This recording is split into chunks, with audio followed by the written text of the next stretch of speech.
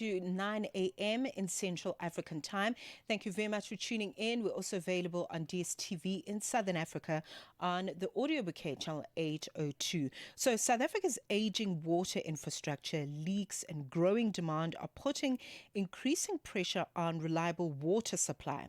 At the same time, new policy reforms are creating opportunities for private investment through public-private partnerships. So we're going to look at how South Africa can attract that very investment, as we noted, the need to improve water infrastructure while also ensuring affordable and reliable services for everyone. Joining me on the line, Devan Naidoo, who is a senior investment professional at Old Mutual Alternative Investments. Devan, welcome to the show. Thank you very much for joining me. Thank you. Thanks so much for having me. Thank you. Very critical issue. I'd like to begin by understanding why water infrastructure has become an investment issue, rather than just a government service delivery challenge at this time. Thanks. I think the crux of the matter is that South Africa is navigating growing water pressures that require both a technical and a social solution. And I think in recent times, we've seen how neighborhoods such as Coronationville and Westbury in Johannesburg have faced extended outages, and this has affected homes, clinics, schools. We've seen issues in Kobeka, in Nelson Mandela Bay, and in some places we've seen, urban development grow at a pace that doesn't support the infrastructure that's in place. So these are critical issues that affect not just social dynamics, but also the economy as well.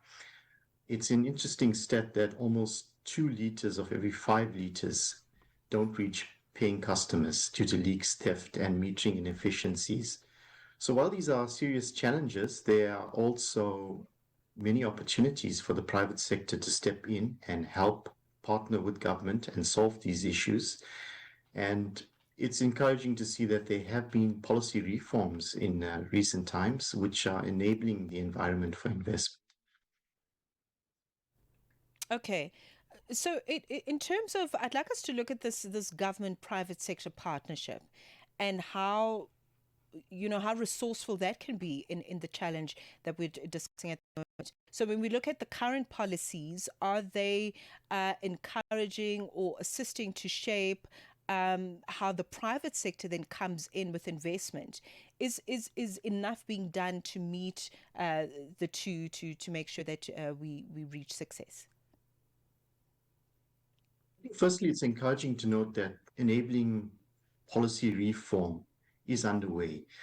We might like it to be faster than it's currently tracking, but it's certainly encouraging that policy reform is moving in a direction that enables private sector to step in and start investing in these critical resources.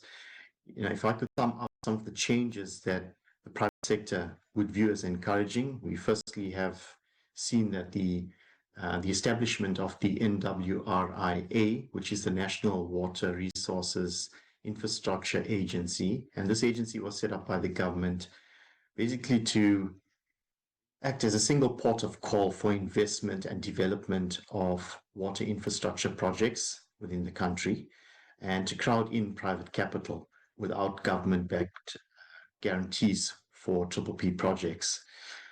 We've also seen important changes from the Department of Water Services and National Treasury, where they have now taken a position that revenues associated with water bills can be ring-fenced within municipalities and used purely for water projects rather than crowding those revenues with other expenses at the municipality level, which has always been a point of contention for investors, because investors need revenue certainty. Other developments include accountability for service delivery, where we've seen Department of Water Services as well also extend their drop audits, which is basically quality audits for the level of water purity that's provided to customers. So these are developments that the private sector does see as positive, We would like to see these developments, though, move at a faster pace so that capital that is currently available can actually be deployed and assist in bringing these projects to life. All right, thank you, Devan. And then in terms of looking at public-private partnerships and how they are working to improve water services, how can they also at the same time make sure that water is not only accessible but also affordable at this time? Yes, and I think that's a very important question. As an investor, one is looking for investment security. As a customer, one is looking for the lowest possible tariff and service delivery. And as a municipality, you're looking at affordability. Um, and these are sort of the three factors that need to be balanced. When it comes to an institution like All Mutual in Alternative Investments and our particular team, which is responsible for infrastructure debt, what we're able to offer is very long dated debt loans to projects, which help to bring down the financing costs over a longer period of time. And this enables projects to then pass on much more affordable tariffs to customers. So one of the mechanisms that can be used to actually bring down the finance costs and the tariffs that's passed on to customers is actually spreading out that finance cost over a longer period of time. So in other types of projects where we've seen maybe loan tenors of 20 years, perhaps for water projects, we need to be looking at loan tenors that are longer dated, but obviously accompanied by longer concession periods from government or municipalities. All right, 18 minutes, in fact, 19 minutes past 9 a.m. in Central African time. We continue conversations on water infrastructure and looking at it as an issue, but also the solutions that are coming through private and government partnerships, as it were. Devan Naidoo continues to speak to me on the line. He's a senior investment professional at Old Mutual Alternative Investments. Let's take a break and return. Africa World Hour with Mposi Tole. David Njumbe, who's a long-serving personal assistant to Tundu Lisu for over 15 years, on the night of 20 May, he survived a shocking abduction attempt just meters from his home. Talk us through what exactly happened on that night. It is something that happened in my head. I expected to meet such situation for several months since the first attempt to abduct me was 6 months ago. There was a car coming very speedy behind me. I let them go. Instead of going, more than 6 people came out of that car and attacked me and they said police. I started fighting back and they handcuffed me. Immediately they started beating me, and one of them was telling me, "You have been running here and there. Now it's your time, it's your day, it's your last day." Africa World Hour with Mposi Tole. Catch it on the Channel Africa app, SABC Plus, and on channelafrica.co.za. Weekdays from 9 till 10 p.m. Central African Time. Across Africa, the legacy lives on. Celebrating Mandela Month on Channel Africa, the African perspective. You like what we do on Channel Africa? Then follow us on our socials. Channel Africa 1 on all social pages. And get the African perspective. The Journal with Mateko Mosito. 21 minutes into 9 a.m. in Central African time, we look and note the new policy reforms that are creating opportunities for private investment through public-private partnerships when we look at water infrastructure and the issues that we're currently faced with here in South Africa. Devan Naidoo continues to speak to me on the line. I'd like us to look at perhaps where the biggest investments are. I mean, water is a big deal. It affects so many sectors. You know, water and sanitation, of course, infrastructure, agriculture, mining, all of that come into being affected. So where are the biggest investments right now as we speak? You know, I think there's There's actually three different points that I'd like to mention in this regard. So I think the first one obviously is non-revenue water. It's water that's been lost in pipes and not reaching billable customers. Like I said, 2 out of 5 liters don't reach paying customers. So that's an immediate win. Projects that focus on this can actually really solve a big problem just from a wastage perspective, because no fresh abstraction points are required to fix these problems. The second opportunity lies with water retreatment and reuse. And there as well, there's an opportunity without fresh abstraction at least, to optimize the system. And then thirdly, the opportunity would probably rest with bulk water supply. So this would be bringing on new capacity onto the network that can help municipalities in underserved regions. And that's where the opportunity for greenfields, so to speak, projects lie, with mixed partnership models, perhaps using commercial customers with municipal customers.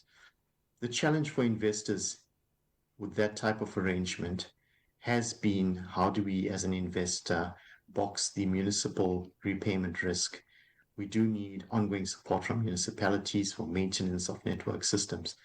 And this is where we think that partnerships with DFIs and National Treasury could add value as well to box that municipal residual risk.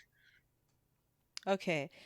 And then from a public participation perspective, perhaps we also need to address how we can reduce water losses and increase wastewater reuse so that we can strengthen municipalities and the economy. What ideas lie there at this time? We've seen some positive ideas from municipalities in terms of optimizing existing water retreatment plants, of bringing new water retreatment plants onto the grid, onto the network. There's been different approaches to financing. Some municipalities have chosen to basically take the financing on balance sheet. And we as investors, we actually would prefer that the concept of PPP financing is explored in more detail for these type of projects as well, because we think that it's a much more efficient way of using capital and reducing contingent liabilities on municipalities to fund these types of projects, because PPPs inherently are ring-fenced project financing, which allows risks to be allocated to particular stakeholders. And therefore, the risk profile of an operation is actually far reduced, because each risk is boxed. Each risk has a particular stakeholder that's responsible for that risk. And so for us, it's been the most efficient way to actually develop infrastructure projects through the use of PPP financing mechanisms.